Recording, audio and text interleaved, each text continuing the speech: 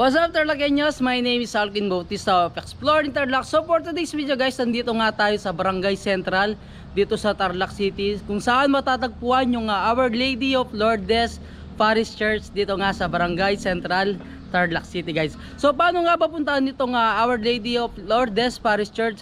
So mag-start tayo dun sa mismong 𝗚𝗏𝗏𝗏 guys. So yun no, Tarlaqueños, nandito nga tayo sa mismong 𝗚𝗏𝗏𝗏𝗏. Ito, nandito ako sa pinakaharapan ng Robinson Supermarket. Yun guys, to papakita ko sa inyo paano pumunta sa Our Lady of Lourdes Parish Church. Before tayo pumunta sa Our Lady of Parish Church, dahil muna tayo sa 𝗀𝗏𝗏𝗏𝗏 sa Balete, Tarlac City.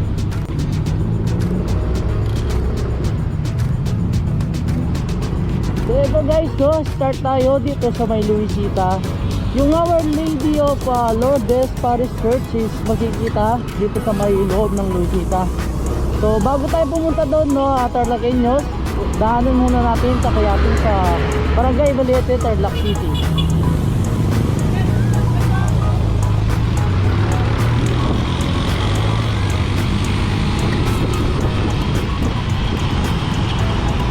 Yung pinakapapasok sa mismong 𝗚𝗏𝗏𝗏𝗏, no, Tarlaqueños, is dito sa may Toyota. So kakanan tayo dito. Diretso lang tayo kung makita natin yung arko ng Barangay Balete.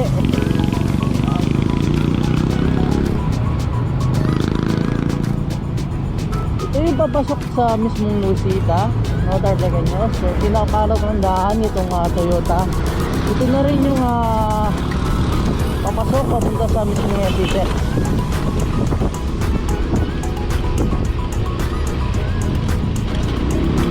Dire-diretso lang tayo, mga Tarlaqueños.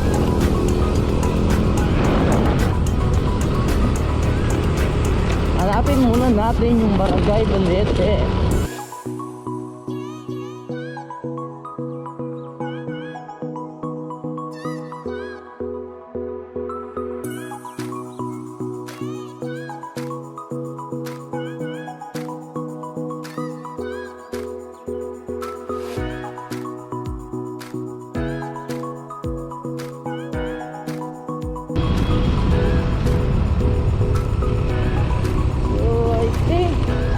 Natin kung ito na yung arko ng Barangay Balete. So ito na nga guys, ito na yung arko ng pinaka Barangay Balete. So kakaliwa tayo dito guys. So mamaya pupunta tayo dun sa may Barangay Lourdes Parish Church. Ito na yung Barangay Balete. So magmula dun sa 𝗚𝗏𝗏𝗏𝗏 sa may Toyota, nasa 5 minutes lang naman yung biyahe natin papunta dito sa Barangay Balete. Hanapin natin yung bakery. Ito, kakanan tayo dito, no, Tarlaqueños. And then yeah, first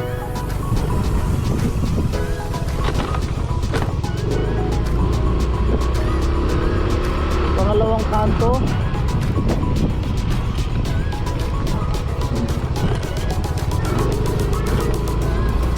natin ito na yung pangalawang kanto mula dun sa dito pa.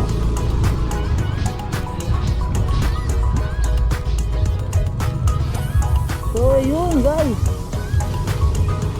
ito na yung pangalawang kanto, papasukan natin. Makikita mo pa rin naman yung highway doon, papunta sa may city. Ano siya? Ito na yung 𝗀𝗏𝗏𝗏𝗏𝗏𝗏.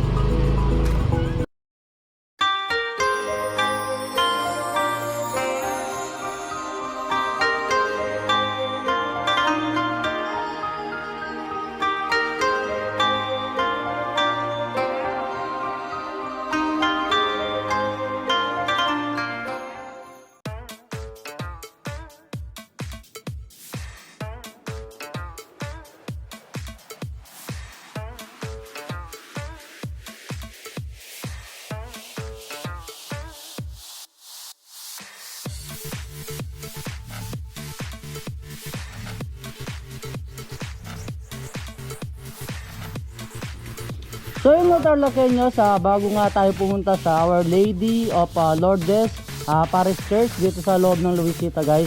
So pwede yung daanin itong 𝗃𝗃𝗃𝗃 dito sa barangay Balete. Madadaanan nyo lang man siya bago kayo makarating dito sa Our Lady of Lourdes Parish Church.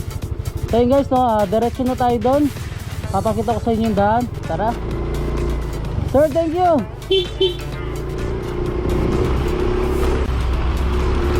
So ito na yung pinakanto ng barangay Balete, no, Tarlaqueños. Ito siya, dito tayo lumiko kanina. And then diretso tayo dun sa Our Lady of Lourdes Parish Church.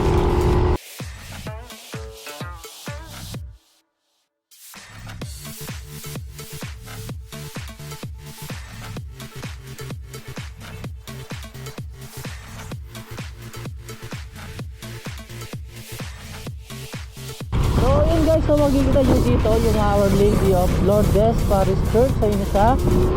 So malapit na tayo dun sa pinakakanto.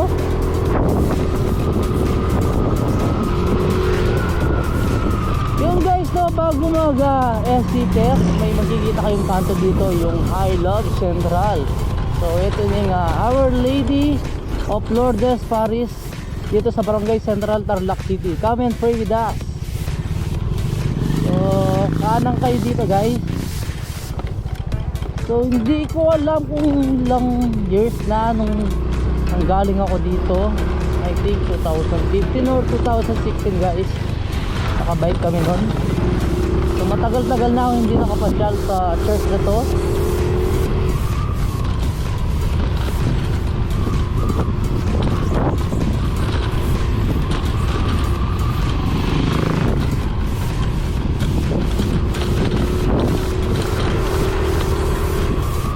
Diretso lang guys. Yun. Okay, so ito kitang-kita nyo na dito ng Our Lady of Lourdes Parish. Hopefully guys, yun, bukas naman siya yung dito sa pinaka-side nya. Then check natin guys yung sa pinaka-harapan nya kung bukas talaga siya. So bubuod sa inyo guys, ito nga arko dito yung welcome Barangay Central All and Plaza. So dito tayo guys.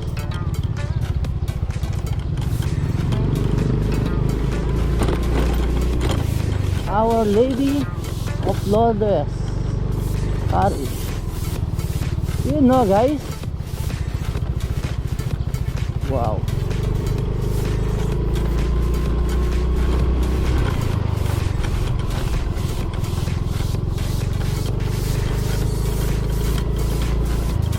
Park tayo, hanap tayo ng parkingan.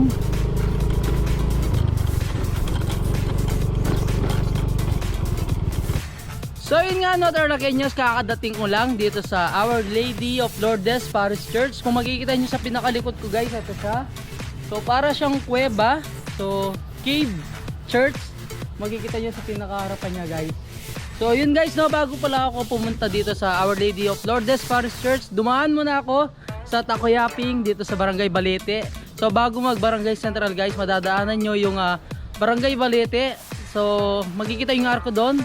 Yun nga yung pinakita ko kanina guys. So siya, kung gusto nyo nga nang mag-order ng mga refreshment nila and then ng mga takoyaki guys, perfect na perfect guys bago kayo pumunta dito sa Our Lady of Lourdes Parish Church.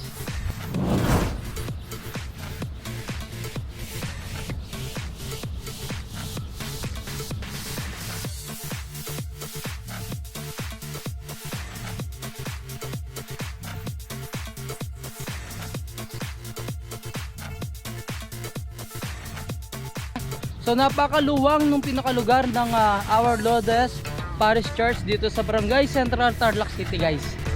So ito siya, papakita ko. Ito siya guys.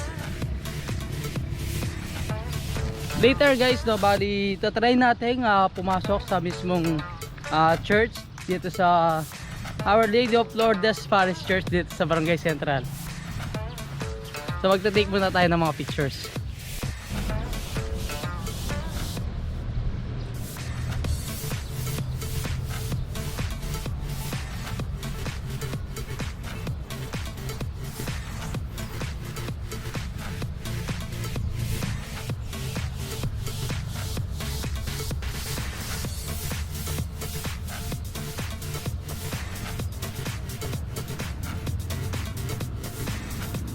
Check natin sa kabilang side niya guys kung bukas siya.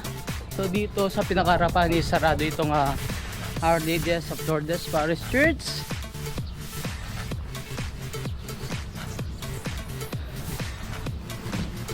Napakaluwang nung pinaka area. So madaming parkingan. Yun na Tarlaqueños, try natin na pumasok dito sa mismong Our Lady of Lourdes Parish Church. Pakita ko sa inyo yung pinakaloob niya guys. Ito siya.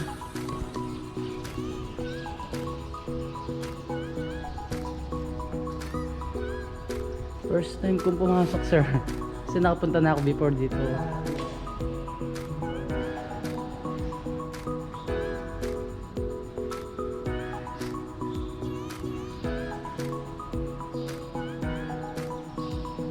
Sadya ba yung ano sir? Yung pinaka-design niya sa pinakaharapan? Sadya. Kumbaga parang kinustomize ko naman.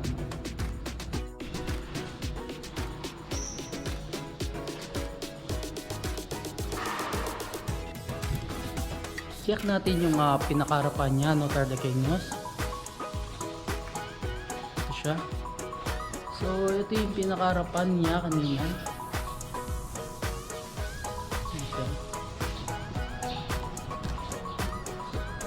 So may parang maliit na prayer room dito guys. So yung pinaka-design pala nung pinaka Our Lady of Lourdes Church is parang cave talaga siya. So sinadya siyang gawin. Makikita nyo sa pinakalabas guys. Ayan siya. Parang nasa loob ka ng kweba. Then may makikita mo yung pinaka-cross sa pinakataas.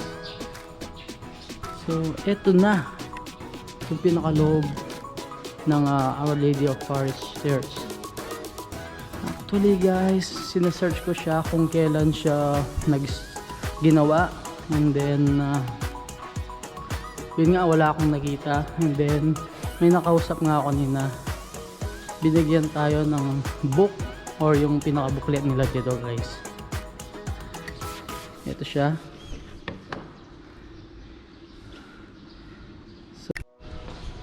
Yun, sakto guys, no, sa pagbisita ko dito sa Our Lady of Lourdes Parish Church. So sakto guys, every Sunday so may community pantry sila dito sa mismong Barangay Central. So open siya sa lahat ng gustong kumuha. So yun nga, sabi magbigay ayon sa iyong kakayahan, and then kumuha ayon sa iyong batay sa iyong pangangailangan. So nakasulat dito guys, ito siya, grasyang bigay ni Maria. Ito yung mga pinamimigay nila dito guys. So may mga upo, so may mga dilata, itlog, mga noodles, and then syempre mga vegetables. Ayan sila guys. And syempre may tamang pagpila bago kayo makakuha dito. Guys. So every 4 PM in the afternoon, pwede kayo pumunta dito sa Our Lady of Parish Church every Sunday. So may community pantry sila dito. Open sa lahat ng taga Tarlac guys. Yun guys, nung nakita ko dito sa kabilang left side ng Our Lady of Lourdes Parish Church. So may parang isang chapel dito guys. Double check natin siya. Ito siya guys. Yun, Lady of Fatima. Isang siya. Health of the sick, pray for us.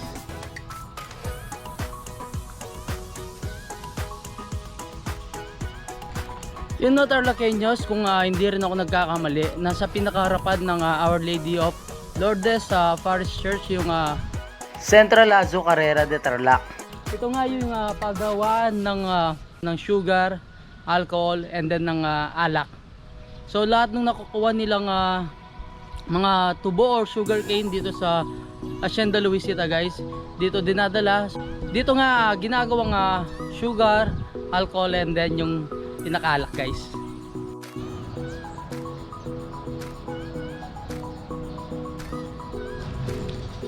So yun Tarlaqueños, hanggang dito na lang. Don't forget to subscribe, like, comment, and click the notification bell para updated kayo sa lahat ng videos natin. So comment lang kayo sa pinakailalim guys kung may gusto kayong puntahan natin. So panibagong experience and then i-explore natin dito sa Tarlac. So sa lahat ng gustong magnilay-nilay, so mag-pray, pwede kayo pumasyol dito sa mismong Our Lady of Lourdes Parish Church. And every Sunday guys, meron silang community pantry sa mismong side every 4 PM in the afternoon. So maraming salamat sa pagsuporta sa lahat ng social media accounts natin, lalong-lalo na guys sa Exploring Tarlac Facebook page. Thank you until our next vlog.